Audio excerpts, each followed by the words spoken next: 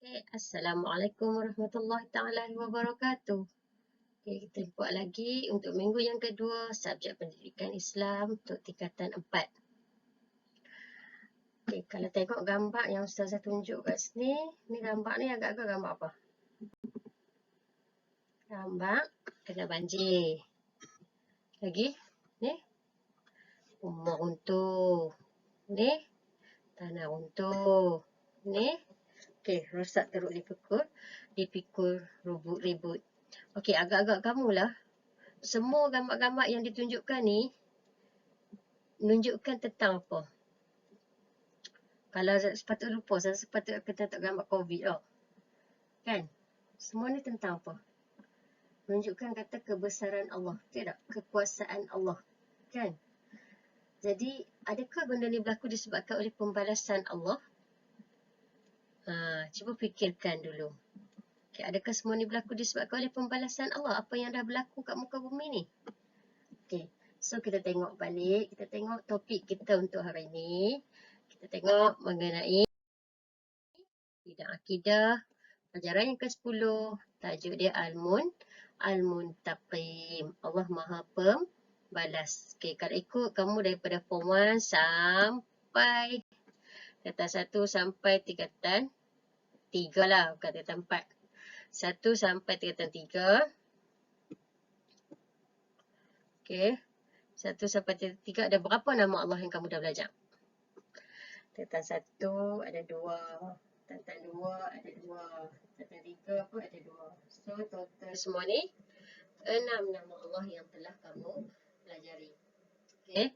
Tengok balik, ingat balik. Tingkatan 1 belajar pasal apa? Tingkatan 2 apa? Tingkatan 3 apa? Dan mari kita tengok tingkatan 4 iaitu Al-Muntaqim. Satu daripada nama Allah iaitu Al-Muntaqim. Okay. Di akhir pembelajaran nanti, pastikan kamu dapat mengetahui maksud Al-Muntaqim. Yang kedua, dalil Al-Muntaqim, dalil naqli. Yang ketiga, kamu dapat merumuskan kefahaman. Apa yang kamu faham mengenai nama Allah Al-Muntaqim dan kamu kaitkan dalam kehidupan kamu.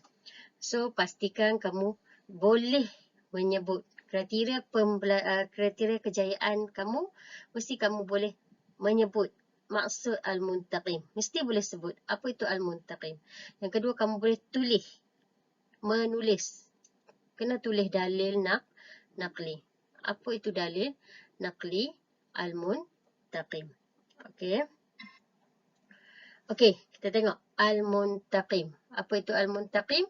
Al-Muntaqim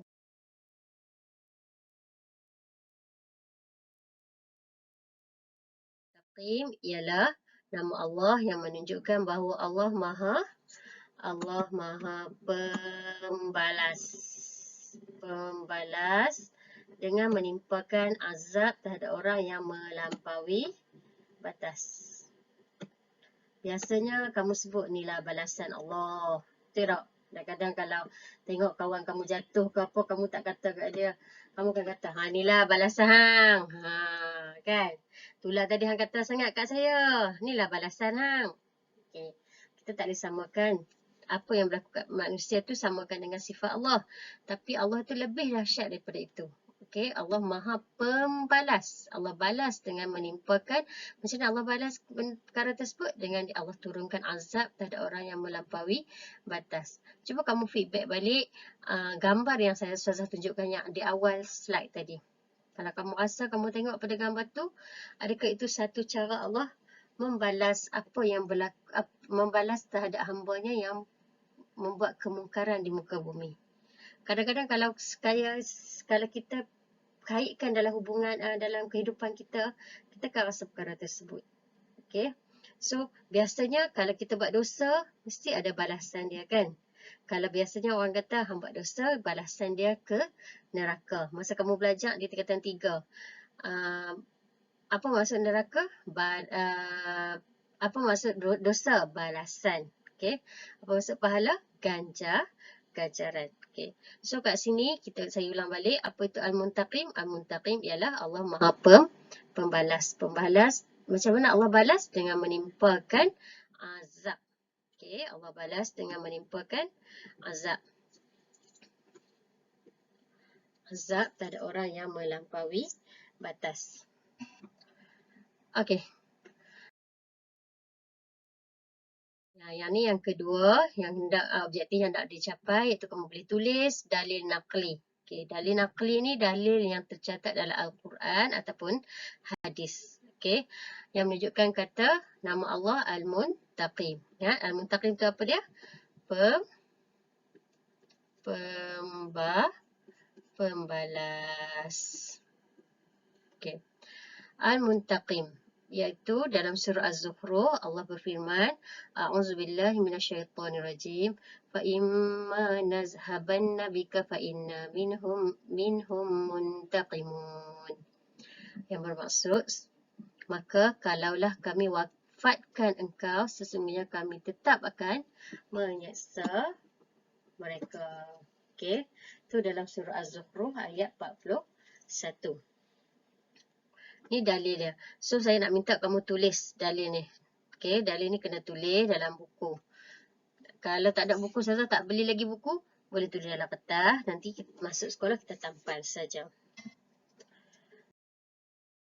Okey, yang ketiga, objektif saya, kamu boleh merumuskan kefahaman. Apa yang kamu faham mengenai nama Allah Al-Muntaqim? Okey, kita tengok. Allah memberikan pembalasan dengan siksaan neraka. Allah balas dengan siapa? Dengan siksaan neraka. Tak nampak lah susah kala tu.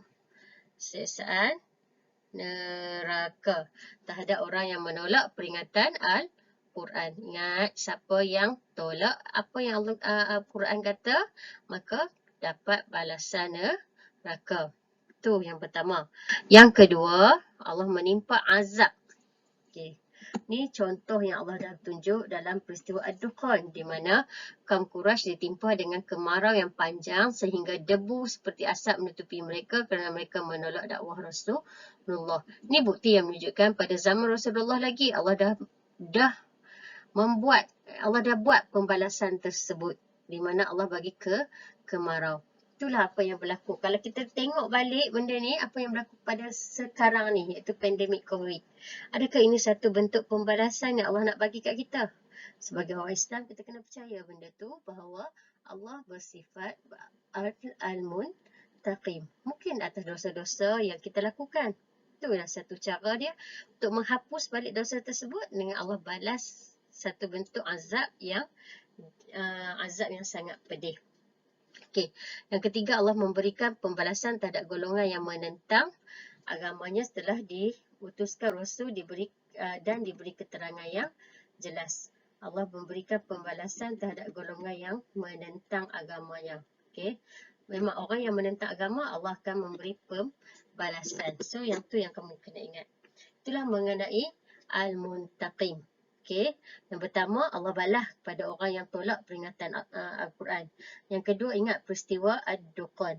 Okey, dalam peristiwa Ad-Dukhan tu, kaum Quraisy dikemarau, sampai kemarau tu sampai tak ada air langsung, jadi sampai naik debu, sampai asap menutupi diri mereka.